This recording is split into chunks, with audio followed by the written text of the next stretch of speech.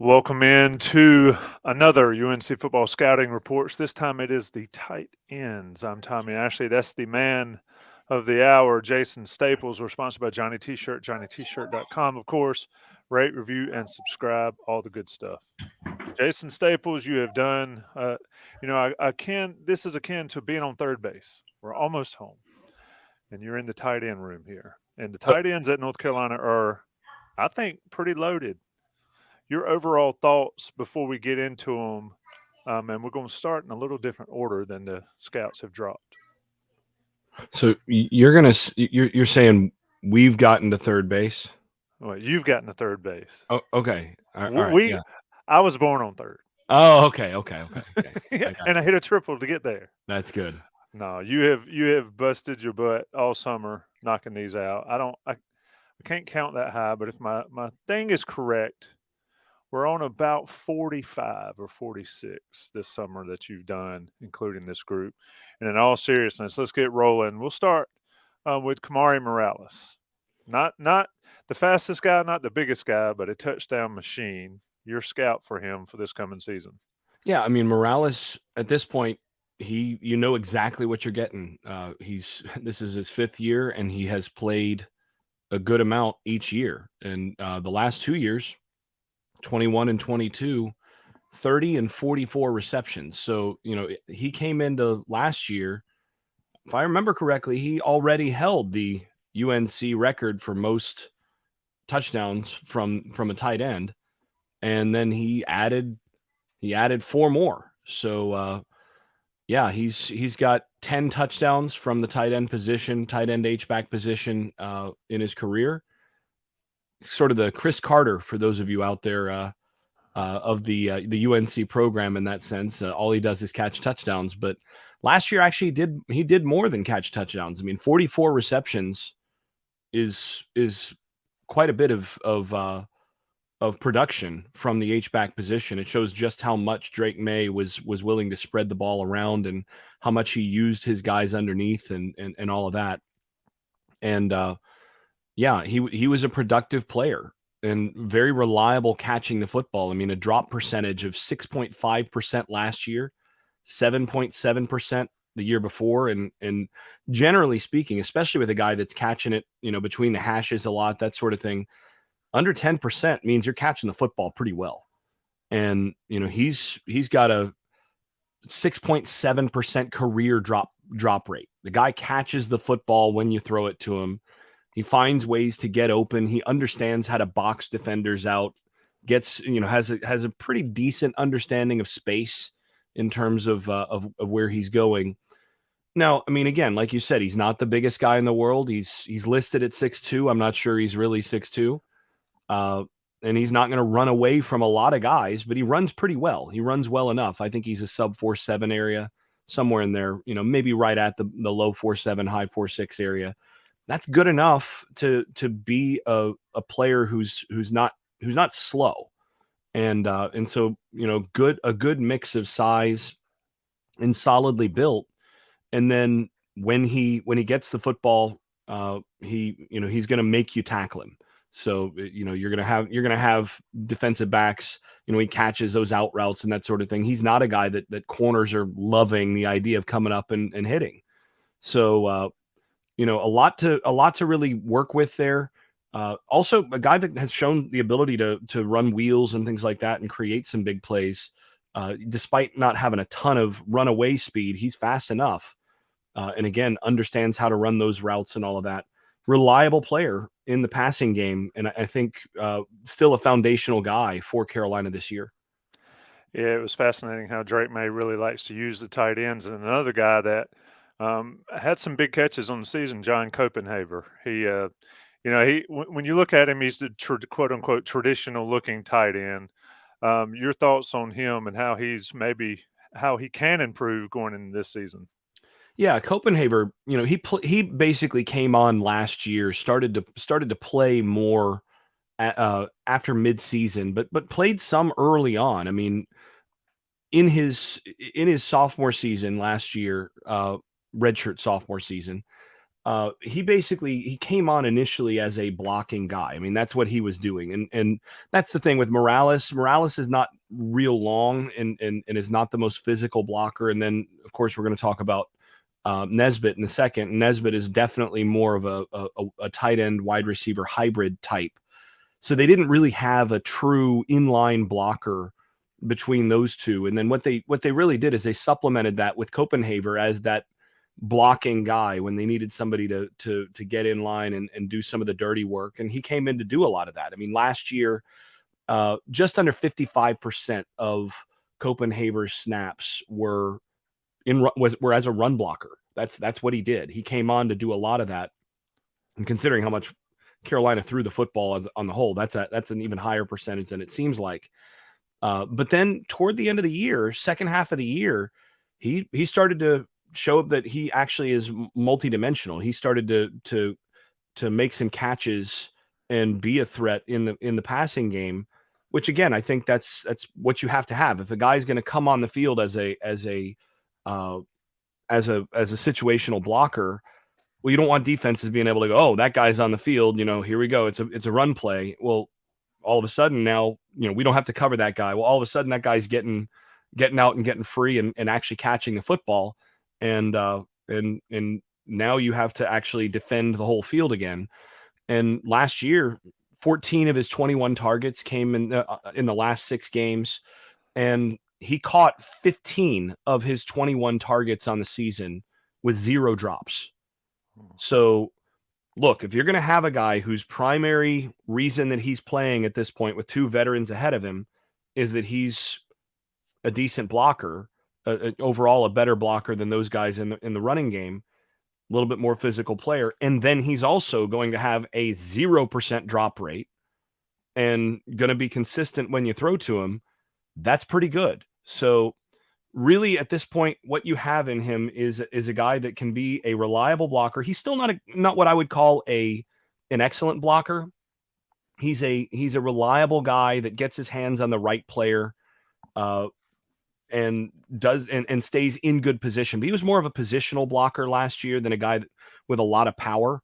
Still a guy that's young and learning and filling into his frame and all of that.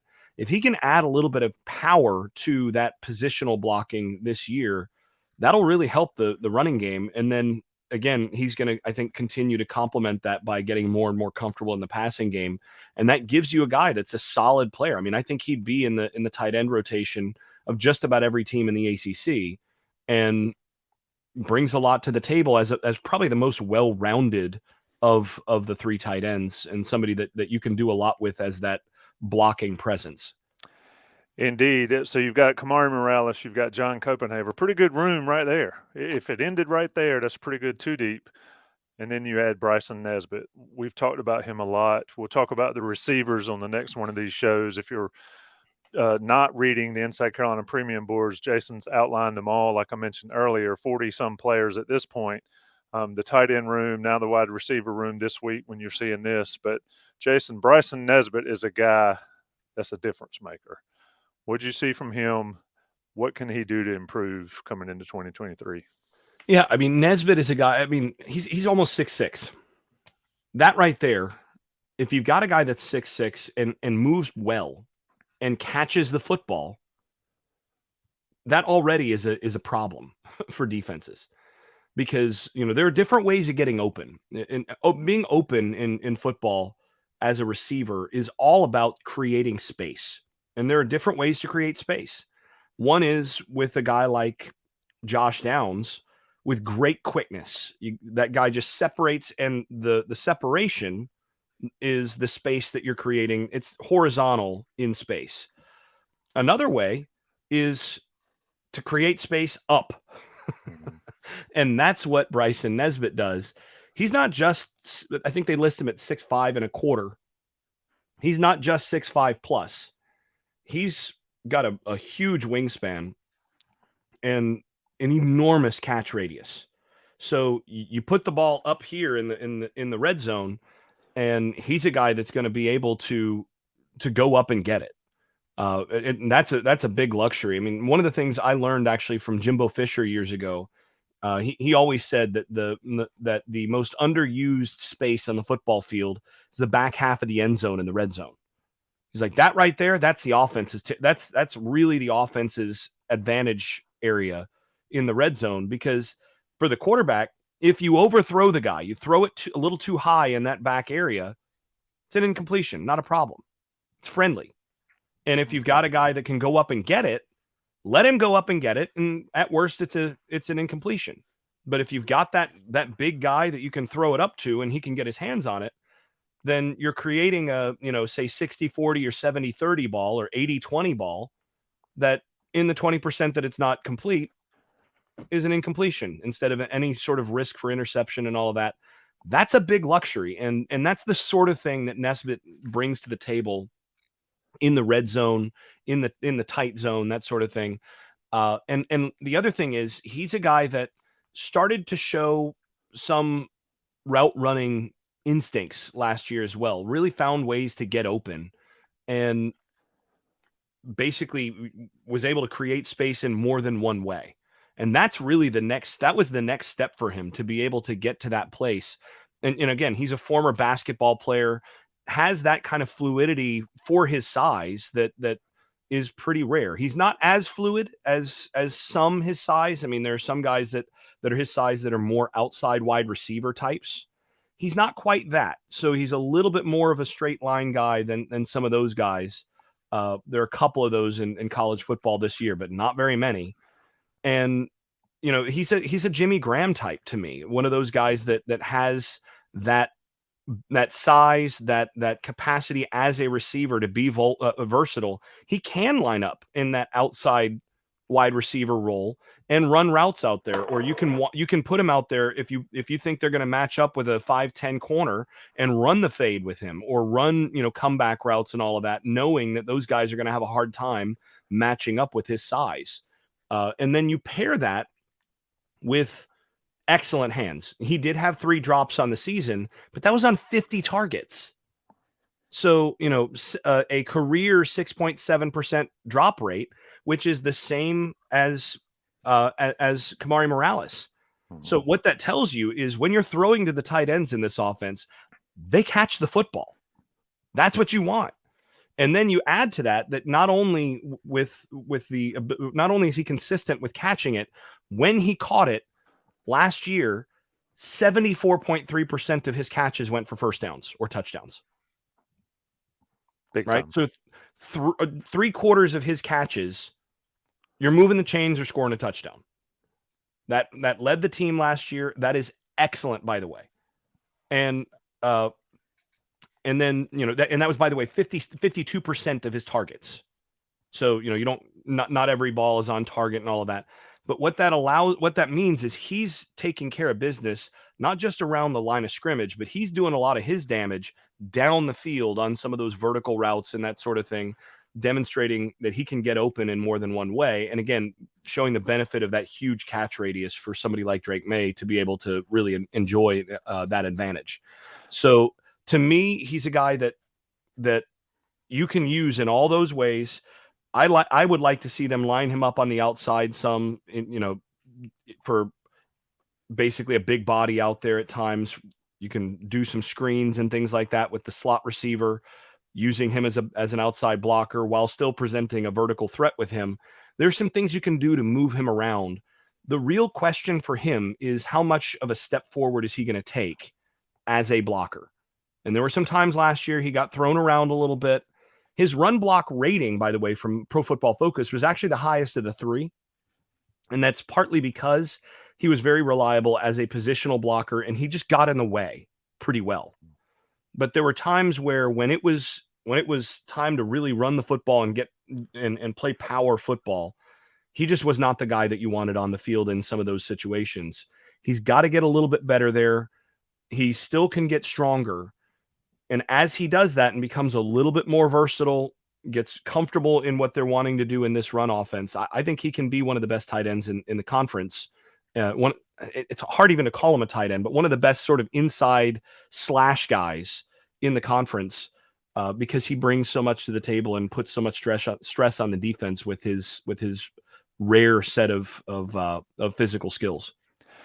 Drake May certainly got some luxuries in the tight end room. Jason, overall, and you sort of hit on it there a little bit, but overall, this room is a plus room for North Carolina. And where would you, and I'll do something different with this question. Where would you put this position room in the slot of position rooms for North Carolina? And we can do offense and defense team wise. Obviously, quarterback, something we'll talk about in a couple of weeks. That's an But interesting question. I hadn't thought about that, but I would say this might be the third best room on the team. I mean, you got the quarterback room. As long as Drake May's walking in that door, there's your that's number one one. room. Yep. That's one. And then, we're going to talk about the wide receiver group next. And I think that might be your room 2. And I think tight ends might be room 3. Certainly the most versatile. Yeah, and if these guys were just a little bit better in terms of blocking in terms of what they put on tape, you'd probably put them at number 2 behind the quarterback room.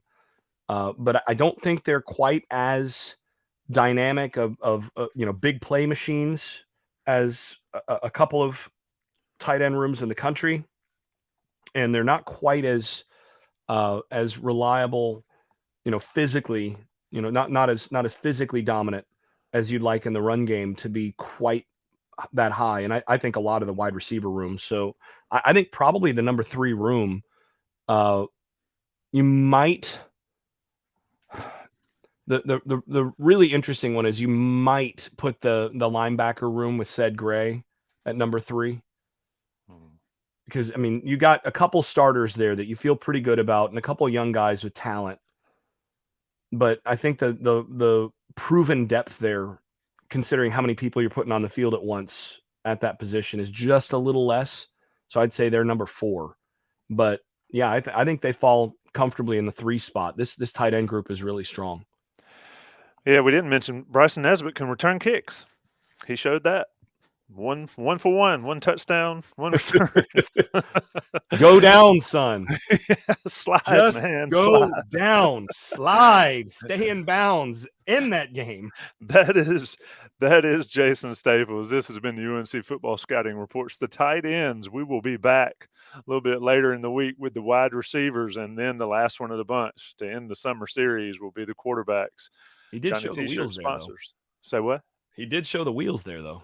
Yeah, he did. I mean, he took off, and he got a lot of lead blocks there. That TikTok / Instagram Reels / video lives on and on and on. Jason, we always appreciate it. I don't know what happened to that guy that Power Eccles hit, but I'm not sure he's still awake. That game will live forever in North Carolina lore. Jason, it's always fun. We'll be back next week with the wide receivers. If you're not reading Tar Pit Premium message boards and reading all of Jason's work and seeing all the film breakdowns, get on there and do it now. Get you 10% on Johnny T-shirt, but the information you get is worth far more than any money you will spend to get it. Jason, my friend, I appreciate it.